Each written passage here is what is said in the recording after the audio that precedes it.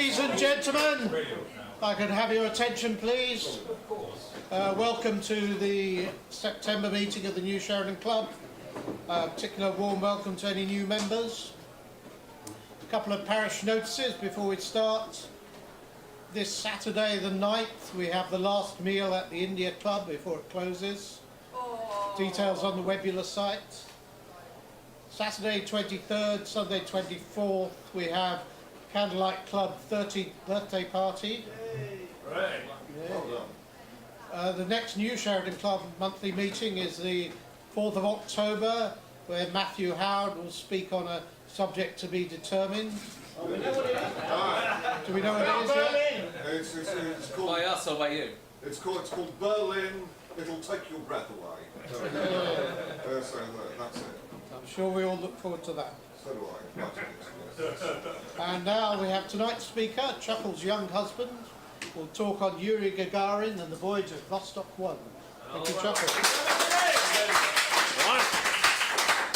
Okay, then. Just give me a second. Okay. Do we have any Russians in the house? Yeah. Do we have any Americans in the house? Do we have any Germans in the house? Great! I can speak freely. That's tremendous. Very good. Right. Okay. Very wise. Let's do this one as well. Just while we're talking to him on these. Made no difference at all, but never mind. Okay, so there will be a couple of videos in here. I brought some lovely little speakers to give you wonderful stereo sound. They're not working with the setup, so you'll just about hear it. There's also one picture. Is everyone hands up anybody who's squeamish? We're talking about space and astronauts, so there will be one picture. I will give you a trigger warning shortly before showing that picture, so you can all brace yourselves and look away and rush off to the loo and so on and so on. So I shall speak for no more than an hour, so by 9:05 you can, be free of me and the story of Yuri Gagarin and the voyage of Vostok 1. There's some structure to this. I'm going to wander off at a tangent as the whim takes me, okay, but I think we'll all learn a little as we go on. First, hands up, does anybody really know very much at all about Yuri Gagarin? And anybody claim to know a little bit? Okay. A little bit. Okay, so we're all going to learn something. Okay, so Yuri Gagarin, let's face young man. There he is again, so we can examine him more closely. No sign of any scars. Good. Oh, look. A few years later, really quite dramatic scar. Missing eyebrow, indentation in the skull. I'll just leave you to think a little bit. What could this be? The result of some dramatic aviation accident, fighting some American sailor to defend the honour of his country? All will be revealed in the following clips. So let's have a look at our hero right from the beginning, Yuri Gagarin, born 9th of March 1934. Got to be the age of 7, just in time for the German invasion, Barbarossa, which he remembered. This obviously made a huge impression on him. His village was invaded. The first day our German friends arrived, they burnt down the school, and a German officer took over Yuri's family's house. Again, Yuri would have been about 7 at this stage, and they were allowed to build and live in a 3 by 3 metre mud hut for the next few years. Yuri had 2 or 3 siblings, a couple older than him, still small children. 2 of them were taken off to Poland to work for the Germans. Amazingly, they survived the war, they came back. But Yuri was a little bit upset when one of the German guests at the time tried to hang, unsuccessfully, one of his other little siblings. And young Yuri rather developed an animus against the occupiers at this stage. And as a 7-year-old boy, he would sabotage the tank batteries which were being serviced in his village. He would pour soil into them, he would take one chemical out of one container and put it into the wrong container, and so on and so on. So right from the age of 7, he was a little chap with a certain amount of pluck and daring do, shall we say. Here's a generic picture of a farm. He lived on a Soviet state farm. His father was a carpenter. His mother was a dairy maid, essentially, so a very, wholesome, traditional Soviet background. all of this, I think, would have been key to making sure that he was the person who was actually selected to be the first person in space. There were rivals, but they were a little bit more bourgeois, and of course, this didn't have quite the PR punch that a good old boy from the Soviet state farm would have. This in no way represents Yuri's family, it's just a nice picture of a state farm. So anyway, eventually our German friends departed, the war finished. This is not Yuri's first occupation. His first occupation was simply working in a steel foundry, which he began at the age of 16, worked in a steel foundry for several years. But after a little while, deciding that he was always interested in airplanes. He was always, making little model planes and so on, So he joined, the Soviet Air Force and learned to fly in a lovely, splendid yak like this, an excellent two-seater front and back training aircraft. And here, in fact, is a picture of young Yuri, training in his yak. So he was very enthusiastic right from the word go, but of course nothing could possibly have given him any inkling as to the glories that were to come. He got married, quite young. He met this rather dashingly attractive young lady, Valentina. She was a medical technician student. They got married shortly after meeting. Again, still, you'll see absolutely no semblance of a dramatic scar on the forehead, ladies and gentlemen. But there's a clue in this picture as to the cause of that scar, which I shall come back to later in this presentation. He was a family man, had a couple of daughters. They're both still alive. They're both around 60 at the moment. His wife sadly died a little while ago. You will notice at this stage a certain unusualness about the left eye, shall we say. But a very happy family man. And again, of course, this helped when it came to selecting the right man for Vostok 1. Now, our Russian friends were way ahead of our a little bit ahead of the Americans on pretty well everything to do with space. This is a cause of some considerable chagrin to the Americans, but really right up until the launch of Apollo 8 in 1968, which, as I'm sure you all know, was the first time any human being left orbit, and it took Borman Lovell Anders around the moon, more or less over Christmas 1968. So 3 people. It's worth bearing in mind that the Russians have never actually got a human being out of orbit, even to this day. It's only the Americans have ever done that. But as I say, up until that moment, December 1968, with the flight of Apollo 8, the Russians were ahead on pretty well everything. Now, you know the kind of political military background to this. The Americans dropped the bomb, of course, during the Second World War. The Russians developed their own bomb shortly after that. Then it was a matter of building enormous rockets to transport your bomb to rival countries. The Cold War developed. So partly it was a war for technology. Who could build the biggest bombs and the biggest rockets? But there's this enormous ideological battle, as I'm sure you're all aware of, between the West and the East. So, as I say, the Russians were basically ahead of everything. They got the first living thing in orbit. They got the first thing in orbit with Sputnik 1 on the 4th of October 1957. They got the first person in orbit, Yuri Gagarin. They got the first woman in orbit. They got the first 2 people in orbit. They got the first 3 people in orbit. And this is all besides an endless string of unmanned craft which went to the moon and Venus and so on, all of which, of course, left our American friends gnashing their teeth. So a fantastic rivalry. So I could go for ages about the firsts that the Americans have, but it's worthwhile reminding us that we all are aware of Sputnik. I'm not just going to mention Sputnik, because I want to mention one or two of the other things that the Russians were first with. Laika, I'm sure you're all aware of, the famous dog.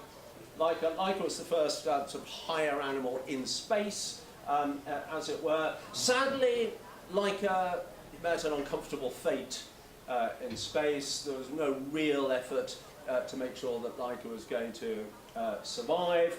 We do know that she was happily eating her dog food while she zoomed above the Earth. We know that her heart rate more or less quadrupled, but she died basically of asphyxiation and so on after a little while, which is all a great shame.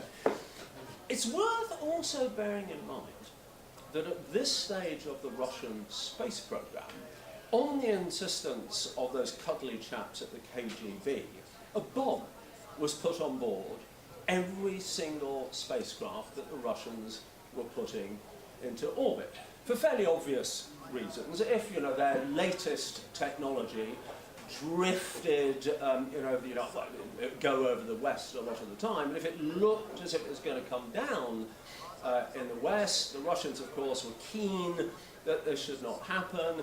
So at the KGB's insistence, they had a bomb which could be operated from the ground, which would simply blow, whatever it was into smithereens. This didn't happen to Laika. Laika just suffocated. But it did happen to two dogs.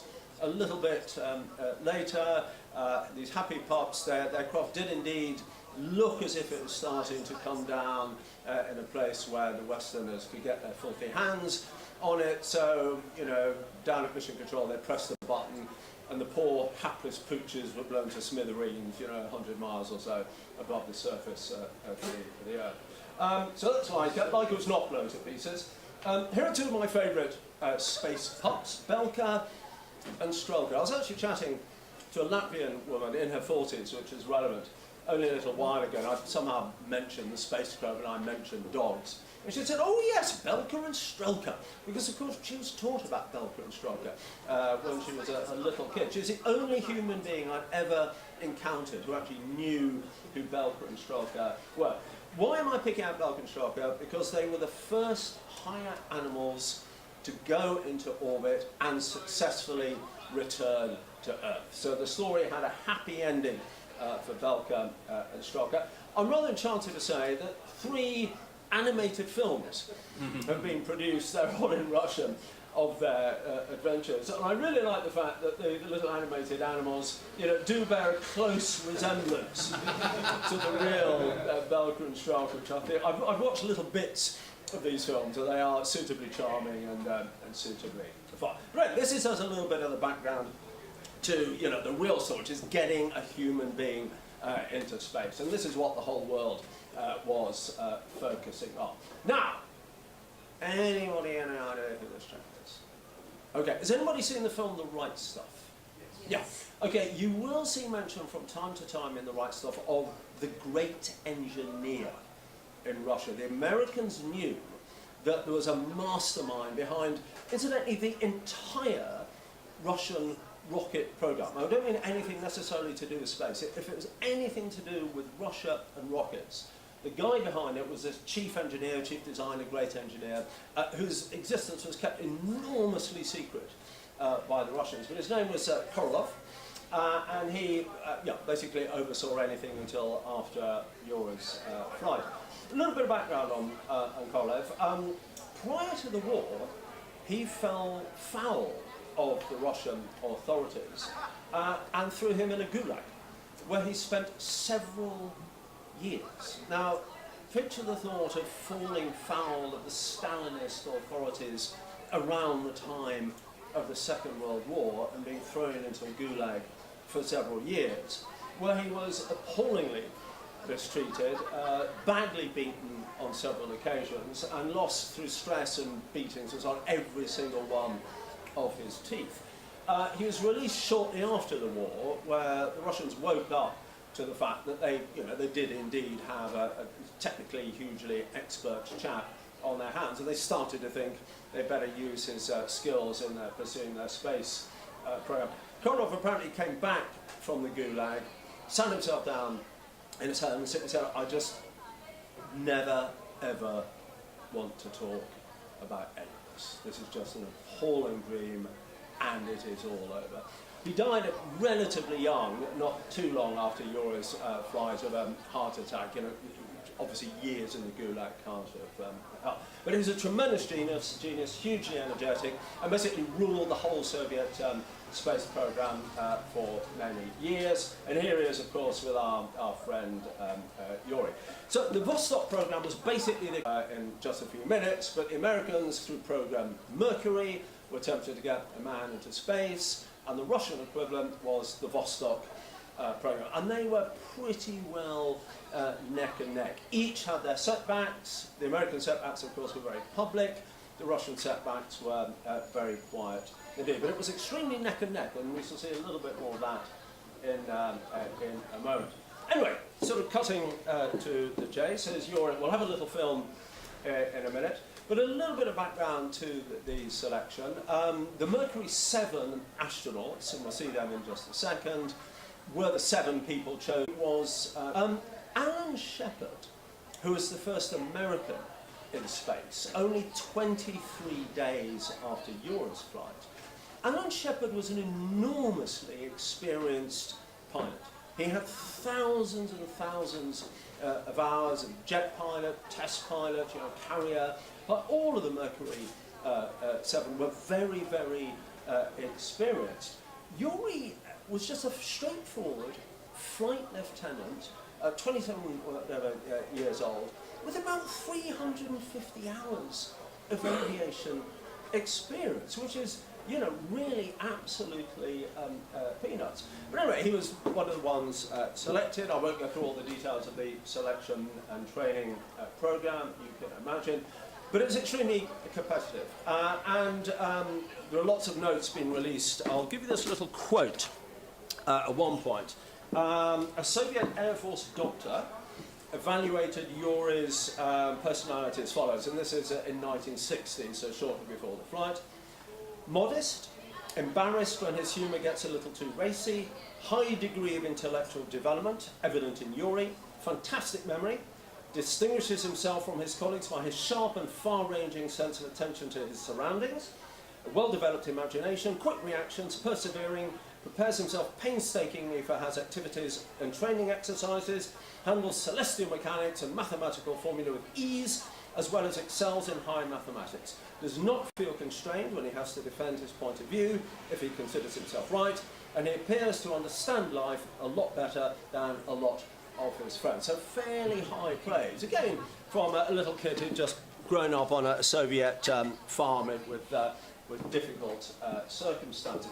But there are a couple of close rivals, and increasingly, kind of boiled down to 2 or 3 of them. The astronauts themselves could suggest who they wanted to go up. But one of the, I could go on and on about various senior bods, but another senior bod took a shine to Yuri, and it became increasingly likely that it seemed that Yuri was going to be the man who was going to be chosen.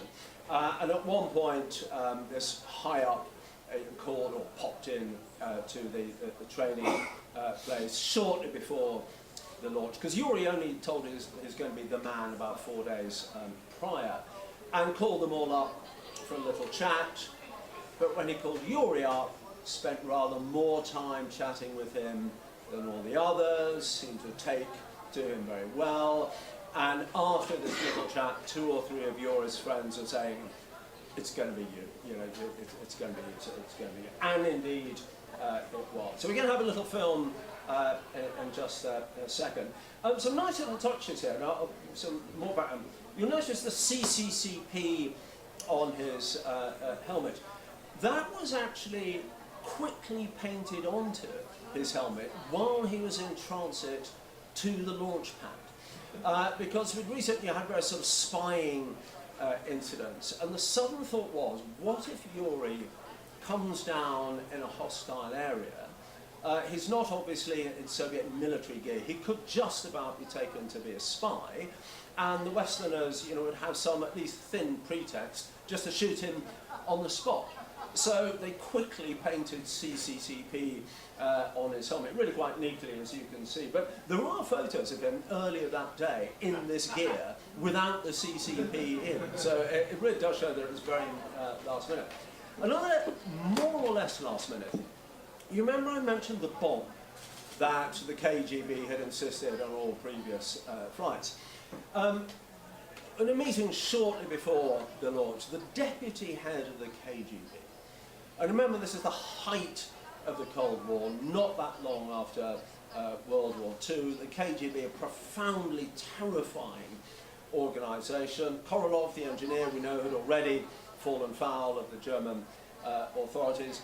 The deputy chair of the KGB, in a meeting of all the top people on the Vostok programme, said, we've got to have a bomb on Yuri's craft as well. It's only fair if he drifts off. You know, we need to blow the little sod to pieces before he comes down over the United States. What if he wants to defect? He takes the controls and so on. And apparently, considering the awe in which the KGB were held, unanimously, everybody in the room said, no, you bloody well done. We are not. The bomb was actually already fitted to the craft. They had to strip out all the electronics in the bomb. But no, in a rare show of standing up against the KGB, everybody said, you knew nothing about this. We are not simply having this. But another thing that was decided, because they were terrified that perhaps he would go mad. This is not an unreasonable concern. No human being had ever been into space before. So they thought he might go mad and wrestle with the controls and just drive it into the sea, or he might want to defect. Oh look, here I am over the United States, why don't I bring the craft down a little bit earlier?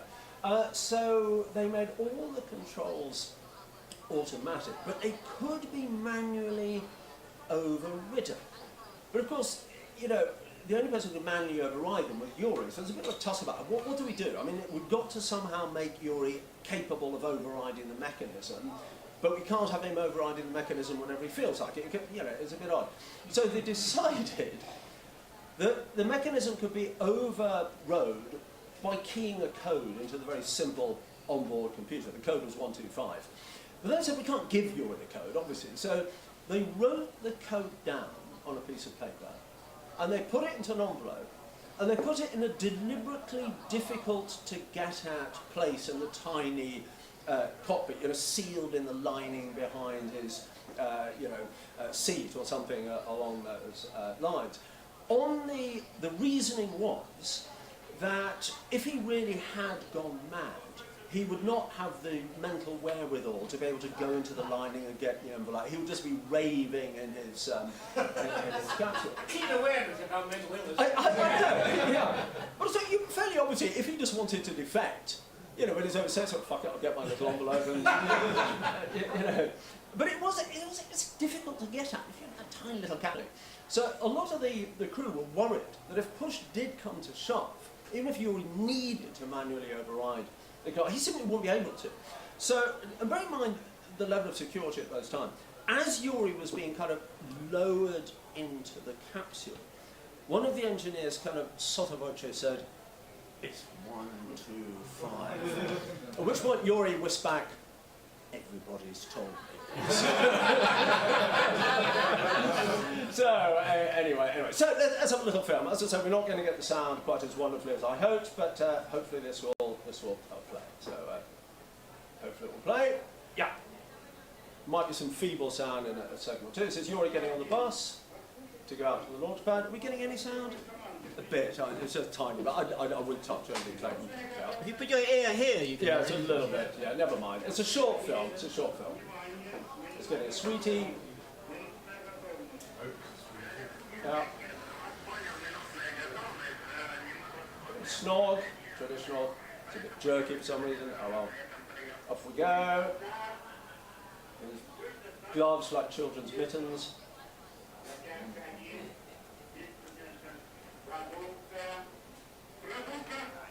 Yeah, cheerio.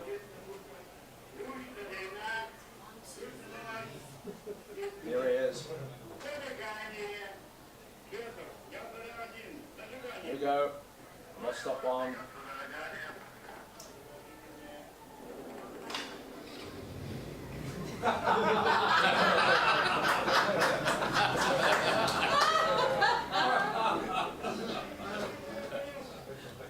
That's him talking to the chief engineer, Korolev.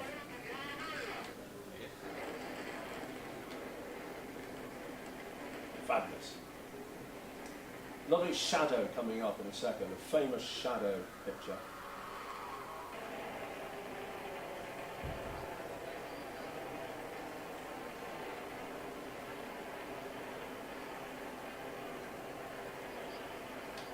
Yeah, lovely. Ooh, it's like Batman.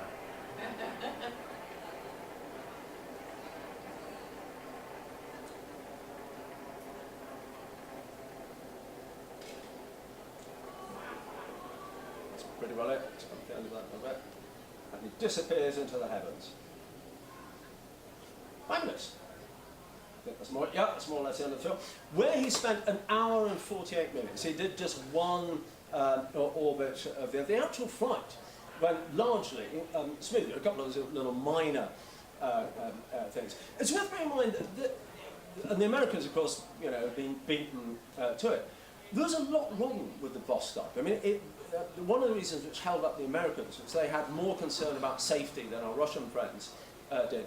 For example, there's obviously a reasonable possibility, the Earth being mostly water, that Yuri would come down in the sea somewhere. They had not got a functioning communication system, so they weren't at all confident that if he did land in the sea, that he'd be able to say, you know, I'm a coordinate with a reliable functioning life raft. They got a life raft on board, but they weren't at all confident that it worked. So there's a high chance that if Yuri did come down in the sea, either the life raft wouldn't work and he would just drown, or of course they'd never find him and he'd just spend the next few weeks bobbing around in the middle of the Atlantic or the Pacific until he died of exposure and thirst and so on and so on. But Yuri didn't find out any of that until after. Something which did go wrong is that the Vostok capsule basically consists of two parts which had to separate shortly before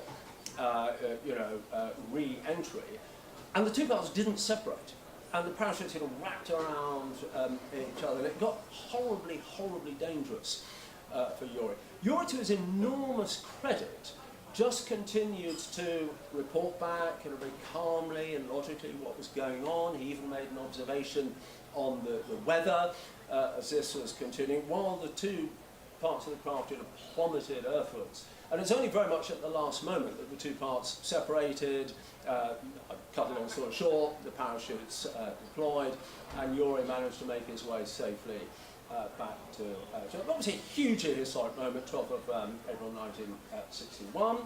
Here is the capsule. Now, and another little bit of Russian subterfuge. The Russians had, they wanted their achievement to be officially recognised by the FIA, which is the French organisation which ratifies all records in aviation and space. Strictly speaking, for a flight to qualify as a flight, the pilot has to be in the machine on takeoff and on landing. This wasn't the case with Vostok. They didn't have the sophistication to make it land slowly enough. So Yuri was in a kind of little capsule which he had to eject about 7 miles up. He said when he did open the door, he was supposed to eject immediately. There was a horrible 2 seconds pause before the mechanism actually kicked in, which must have been a little bit worrying, to say the least. But anyway, the capsule came down in the middle of bloody nowhere. It was in Russia, but in the middle of absolutely nowhere. And Yuri landed a couple of miles away. Famously, as he descended, there's a lovely Russian film of this, but apparently it's a true story. In the fields below him, because there's a peasant woman and a young girl working in the fields, and so obviously looked up with absolute utter astonishment. The Russians had made an announcement at this stage that they got a man aloft. They obviously didn't mention it beforehand, but they decided, the minute we are successfully in orbit, we will release something. So that had gone out in the last hour or so. Remember, he'd only been in space an hour and 48. And understandably, these peasants hadn't heard of it. So he parachuted to Earth shortly before saying, "Hello, I'm Yuri Gagarin." They said, "Where are you from? Are you from the moon or something?" Which he said, "Can you take me to a telephone, comrade?" So they took him to some town hall or whatever in his overalls and so on. So he could make a phone call to his team, say, yes, I'm in the village of wherever it actually happens, to be mobbed by the local peasants and extraordinarily happy. Meanwhile, a couple of miles away, the local village kids had discovered his craft. And he had a certain amount of food on board, he had chocolates and so on. So they did what any self-respecting kid would do if he found something as incredibly otherworldly as this. They stole everything they possibly could. And one thing they stole was the life raft, the life raft that nobody was confident that would actually work. And it's supposed to open automatically, they couldn't get it open, they took it into a nearby barn, and they struggled away. They thought it'd be quite nice for fishing, apparently. They thought they could fish, they realised it was a dinghy, they could fish in their dinghy, they could go swimming and so on in their dinghy. Until at one point, one thought, we'll stab it open. He stabbed it open, at which point, of course, tons of orange dye splurted absolutely everywhere. The dye designed to help Yuri be found in the middle of the Pacific, covering them, the hay, the animals, and everything else in this indelible dye, at which point they thought we'd better admit that we found something. We're not going to convince anybody that of anything else. Anyway, eventually, people came along in trucks and picked him up. Korov, the great engineer, of course, made his way out to this, and just a very touching quote. He said, "This is the first one. This is history. This is where it all starts." He had no doubt of the magnitude of what he'd done. Fairly obviously, this is a great day for Yuri. Only literally, 2 hours prior to this, he'd been getting into the Vostok, which incidentally means east, and now he realises it's going to be a pretty big cheese. Unbeknownst to him, he's been promoted twice while he was in flight. So he was a first lieutenant going up. He was a major by the time he came down. They didn't announce that until they came to pick him up. And of course, parades. So here's a little bit of, if you keep a sharp note, one of his shoelaces is completely undone, and there was worry at the time that maybe they should redo the whole thing and film him with his shoelaces properly done up. But let's see if we can persuade this to work. Oh, come along. What are they doing there? Let's see if I can persuade it to work. Otherwise, no, hang on. We're not supposed to be seeing them just yet. Here we go.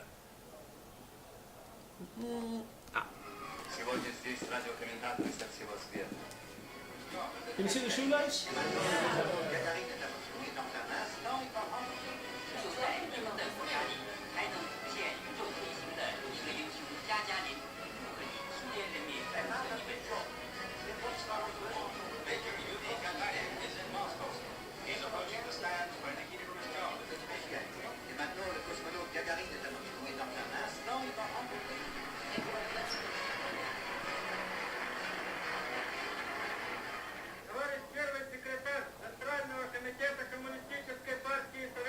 Khrushchev, of course, and Brezhnev.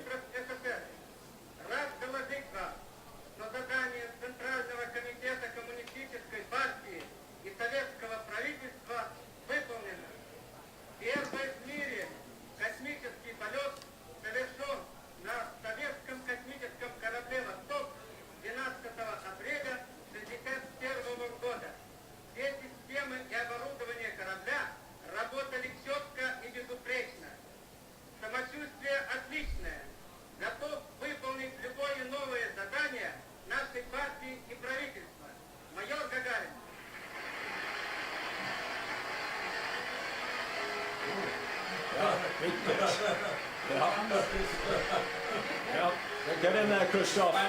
Get in there, fella. And off the Red Square for a much bigger parade. Yeah. So, of course, the Russians really put on a show. I mean, they're absolutely delighted with all this.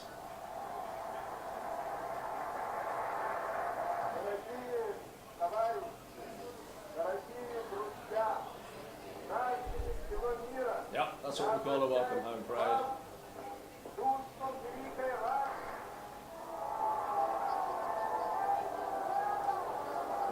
Very, very happy man.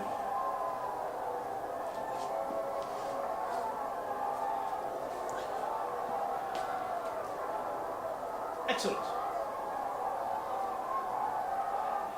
Good. I think that's more or less that. Yeah. So, very happy Yuri, very happy Christoph, very happy Russians, and deservedly so. This is a tremendous achievement. Who wasn't happy? The Americans. The Mercury 7 astronauts. Profoundly unhappy bunch. They were, very close indeed. We'll come back to that in just a second. But they were absolutely neck and neck with the Russians. They had several delays over the last few months. Delays which a lot of them thought were not really necessary. But the Americans were paying a little bit more attention to safety than our Russian friends. One in space, he smashed his fist into a table so hard that the flight surgeon was worried that he'd break his hand and then have yet more problems and yet more delays. But yeah, not a happy bunch of men. Here they are, rather happier, probably not the same day, I would imagine. I just thought I'd show you another bunch of the Mercury 7. Anybody know who they are? Anybody? Okay, left to right, I'm told you I'd veer off from time to time.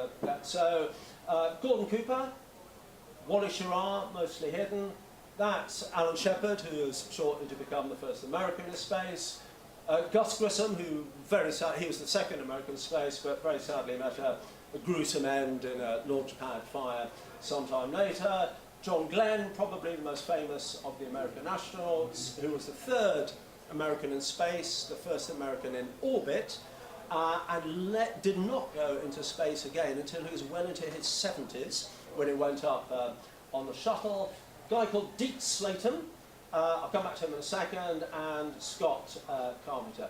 Deke Slayton did not fly on the Mercury, but all the others did. All the others went on their one-man missions. Deke Slayton developed some tiny little medical problem, incredibly subtle, but it meant he did not go on the Mercury program. He did not go on the following Gemini program. He did not go on the Apollo program. He was made head of the astronauts' office as a compensation, but you can imagine he was bursting with frustration and anger all of those years. But finally his problem cleared up, and he did eventually, they called him Grandad by then, he flew on Skylab and actually had a decent amount of time in space. But that's the Mercury 7. Scott Carpenter was one of the last ones to go on Mercury. Super fit guy. Once he was up there, he just decided to largely ignore many of the orders he was getting from ground control. Was far too busy with his own scientific observations. Partly as a result of this, came down about 290 miles away from the designated zone, at which point Chris Kraft, the man who's basically in charge of astronaut selection, said he will never ever fly for me again. And indeed he did. It's remarkable how many of these people, actually, astronauts, completely destroyed their chances through foolish... I mean, Wally Schirra, this chap largely hidden here, was the only man to fly on the Mercury program, one person in a spacecraft, Gemini program, 2 people, and the Apollo program. On the Apollo flight, Apollo 7, he and a couple of others got a bad cold, and they spent the whole time being snotty to ground crew and refusing to do tasks. So, understandably, if you got a bad cold, but you'd really think by then the prospect of going to the moon was well on the cards, that you'd manage to control your tempo for a few days. And more or less again, by the time he'd come down, Chris Kraft had said, Wally Schirra will never fly on any of my rockets again. But we could drone on about those. This really isn't just a story about the Americans. But Alan Shepard, who we've just seen, did in the end, as I say, become the first American in space, only 23 days later. So it was that close. You may remember as well that Gagarin was in space for an hour and 48 minutes, 108 minutes, did a full orbit. Alan Shepard did nothing as dramatic as that. It was a suborbital flight, and he was in literally from takeoff to splashdown. It was about 15 minutes or something along those lines. So deeply inferior. In fact, the second astronaut, American in space, was Gus Grissom. He did also a suborbital flight. It was only when we got to John Glenn, who was the third flight that the Americans managed to get a man into orbit. Just a little bit of background to that. Why was that the case? One of the reasons why the Russians, not the only reason, but one of the reasons why the Russians were so far ahead for so long is that the rocket they used for a lot of these flights, the R-7, I won't go into too much detail, was a really big rocket. And they built a really big rocket fairly early on because they built a really big hydrogen bomb to drop on our American friends. And to carry a really big hydrogen bomb, you really need a really big rocket. All the Americans' bombs are much lighter, so they all along just been developing smaller rockets. So the Russians had this huge advantage of a great big fat rocket that could, and at the time for Shepard's flight and Grissom's flight, they just didn't have a rocket with the power to get them into orbit. It was only a little bit later that they moved on to the Mercury Atlas with John Glenn, and they had something about that. But I digress enough. I won't mention it. Alan Shepard, 23 days later, became the first American in space. And there he is. Yeah, there we are. Freedom 7, yeah, the flight. Yuri then went on a grand tour. Obviously, this is a huge diplomatic and PR triumph for the Russians. So he went pretty well all over the world. He was a charming guy. A lovely smile. Very engaging, very happy, very smart and quick-witted. So I'm sure many of you recognise this chap, Harold Macmillan. This is Yuri on his visit to London, quite a short time after. And here he is, paying his respects at the tomb of Karl Marx in Highgate Cemetery. Yep. This is silent, I think.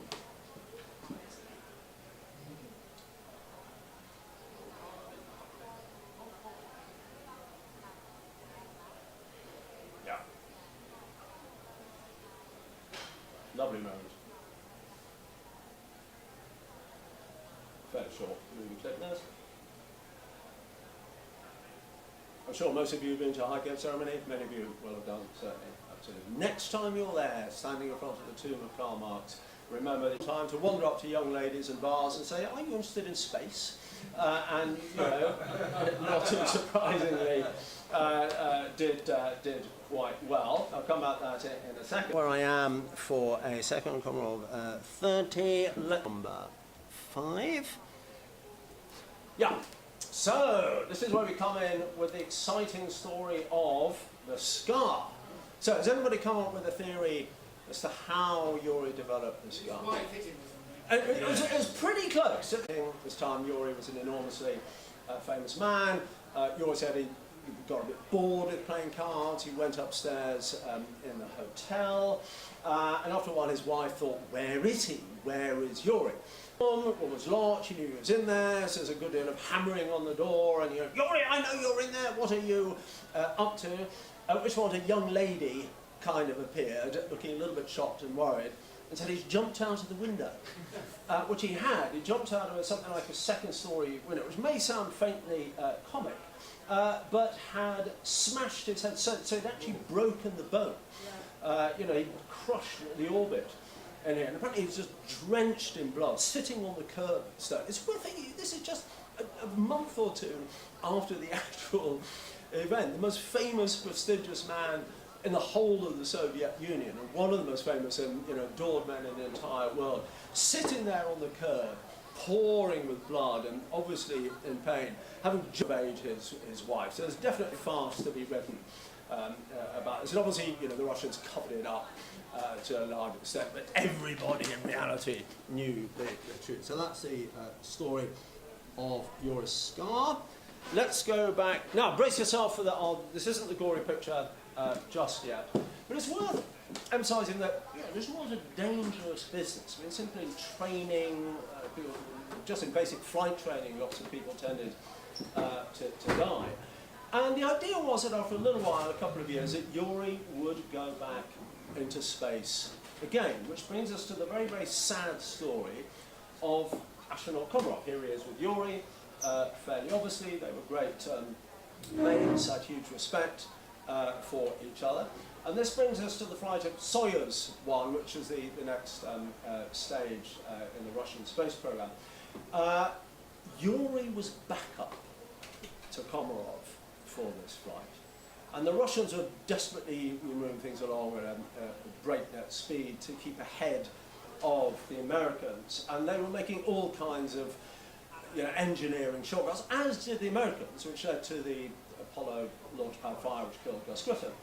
And it's well known that there's a considerable amount of risk around this particular flight, for which Yuri was backup. And in fact, the engineers had submitted 203 design faults to their superiors, which they said really needed to be fixed before anybody else went up. No, there are stories about this. There are stories that Yuri, who obviously had a lot of kudos, then knew that I will go up in this flight, I will take this flight. And Komarov, again, this is all rather apocryphal, was saying, no, we cannot risk our beloved Yuri, I will take this flight. What is without doubt was that the flight was an absolute disaster. Komarov became the first astronaut to be killed actually during a flight. All kinds of things went wrong, but basically the parachutes failed. There are reports of the Americans picking up recordings of Komarov screaming in anger and distress as he plummeted earthwards. But he crashed into ground with considerable force. This isn't the grisly picture, but that's his capsule. Gives you some idea of the chances of him surviving. Not only did it smash into the ground at considerable speed, but it burst into flames afterwards. There was absolutely no chance. I mean, at least death would have been fairly quick. Surprisingly, considering the Russians played their cards very close to their chest about pretty well everything at the time, they gave him an open casket funeral. So close your eyes now if you are feeling a little bit squeamish. Whoa! Yeah, absolutely. So not a pleasing or happy sight. But grim though that is, it does remind us of the dangers of this kind of thing, and rather tended to focus the line. It wasn't the last Russian to die in flight, of course, as we know from things like Challenger. It wasn't the last astronaut of either side to die in flight. Anyway, moving quickly on. Just a little while to go now, folks. What happened to Yuri? Well, not too many years later. So remember, his flight was in '61. Just let me remind myself when this happened. He got back into basic flight training, wanted to get back into the Air Force. This is the nice little, very basic plane that they're flying at the time, little MiG. And very sadly, Yuri was out on a fairly straightforward refresher flight when basically he and his instructor went in. Nobody really knows what happened. There's all kind of rumours about sabotage and assassination, but nothing really to back it up. A guy called Leonov, who was went on to be a very successful astronaut himself, was flying nearby. He said he heard two quite distinct booms. His theory, he says one of the booms was a sonic boom, the other a little while afterwards was a kind of a crash boom. And his theory was that a MiG fighter had got rather too close to this little trainer, and the vortex had put the little plane here into a spin, and that brought the plane out. Nobody really knows. It is a little bit of a mystery. But naturally, Yuri was given a very impressive state funeral. Again, we'll have a little bit on that. Let's see if we can make it work from here. This is his co-pilot. Yuri Gagarin, the first spaceman, killed in a plane crash. With him on that tragic flight was Vladimir Sergeyevich, test pilot. Gagarin and his comrades were given a full military funeral. The Russian people, the Soviet chiefs of state and fellow cosmonauts paid their last respects. Gagarin's widow and children were comforted. Valentina Tereshkova, first woman in space.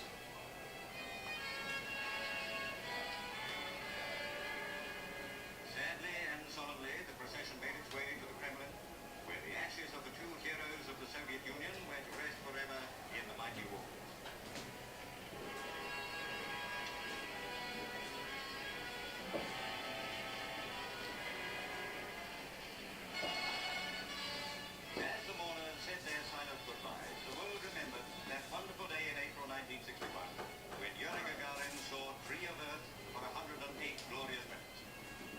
greatest of all human being adventures, interred in the beginning of a new chapter Kremlin for Wall. mankind.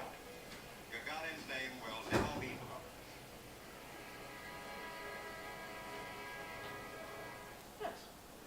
That was the sad end. We haven't quite finished yet, but that was obviously the sad end of lovely Yuri Gagarin.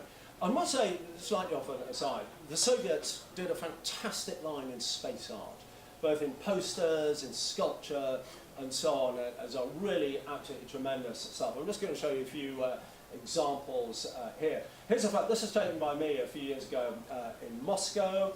This is a monument called Monument to the Conquerors of Space, just absolutely fantastic. I was incredibly lucky to be taking this photo on, just the perfect day to take such pictures. That is one of my absolute favourite moments. This was erected a couple of years after Yuri's flight, and there are various miniature versions of it all around the world. It's about 130 metres high. This is a bust of Yuri, not too far away in the avenue of cosmonauts. And here's yours truly. This particular statue is at the base of the Monument to the Conquerors of Space, me trying to associate myself as closely as possible with the hero. I mean, it really is just fantastic, fantastic monument, and a glorious day to see it all. Here is a truly fantastic statue of Yuri Gagarin, again taken by me. This is an absolute peach, I must say. This is, I'll show you a little film of where it is in a second, but this is elsewhere in Moscow, and not particularly nice part of the city. And it's badly, it's quite hard to get a clear shot of it. There's all kinds of wires and columns and ugly buildings all around it. But again, you can see the weather was very, very much in my favour. Just to give you an idea of how awful a place it is. Here's a little film. Again, talking by me. I mean, look, all those cables and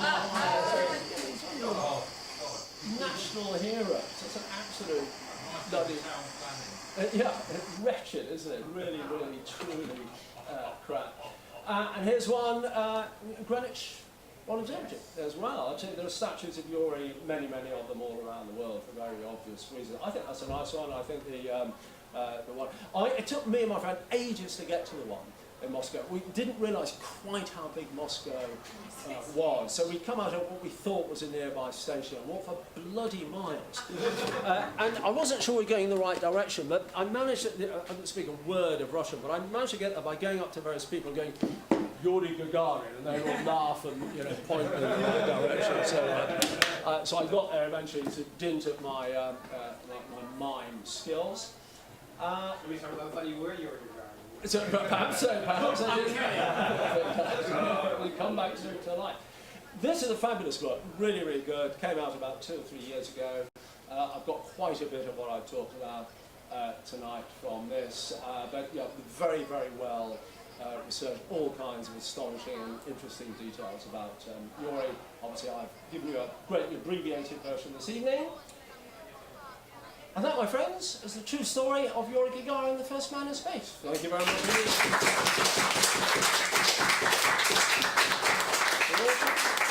Are there any questions? Are there any questions? Any questions? Bobby? If I'm right, when Gagarin visited London for his reception, it was at the Soviet embassy. And if you know your perfumer was there, Ivanov, the GRU, the Soviet naval attaché, and Stephen Ward, who were the 2 of the 3 key players, who were also present at... That would be interesting. I'll check up on that. As far as I know. I haven't heard about that. A bonus question. Yeah. David Clark Company made the suits for every Gemini mission up to Apollo, but does anyone know who made the suits for Apollo? Playtex. I'm not making this up. That's true. Yeah, Playtex. Because the amount of incorrect, the amount of precision you need to sew a bra properly is the same as you need for your spaceship. And flexibility. Yeah, indeed. Movement. Yeah. I mean, it sounds funny that they should, but... So it was the women who They lift and separate. Yeah, they separated and contained. That was a perfect good reason to The stroker and motor, you can get pepper pots, sweetie pots, in shape of a rocket with dog heads coming out, celebrating them. yeah, they're hugely popular. Yeah. Anything else? So I was told by an ex-colleague that it's tradition in a Russian space launch that the engineers will urinate on the base of the rocket. Yes, I've heard that, as well. Absolutely. I don't have photographic evidence to back it up. Would Yuri Gagarin have passed out when he flew up? No. Through the G-forces? No. The G-forces were not that great. No, he carried on smoothly throughout. And obviously, they're braced to the G-forces, they're trained in the G-forces, they are in suits which help them cope with the G-forces, they are on their back. So, no, I'm not aware of any astronaut ever passing out on takeoff to my knowledge. One or two passed out on re-entry. It was more of a science fiction thing. Fantasy. Yeah, it is. I mean, the people who have passed out under circumstances which eventually became fatal or near fatal. There was a Gemini craft involving Neil Armstrong and another astronaut which started to spin very, very rapidly, and it was approaching the point where it spins so that they would just pass out through the blood moving away from the ground. They can stand quite high. Maximum G is about 7 or 8, because on the Apollo 7 launches they shut down the centre engine. As the G rises to 7 or 8, the drag is decreasing, so the acceleration is increasing as you leave 35,000 feet, because there's no drag. So they shut down the centre line engine to cut down the G, so that 8G is getting uncomfortable. That's on the launch. I mean, you wouldn't typically get more than about 8 or 9 in Russia. It's worth bearing in mind, and to this sort of offers authority, that the escape system on things like Apollo, the ejector system, because they can actually eject from those things reasonably low down, would have exposed them to about 21 G. So that's another very good reason why they did not want to accidentally eject on takeoff. Anything else? Good, we're done then. Thank you very much. Thank you.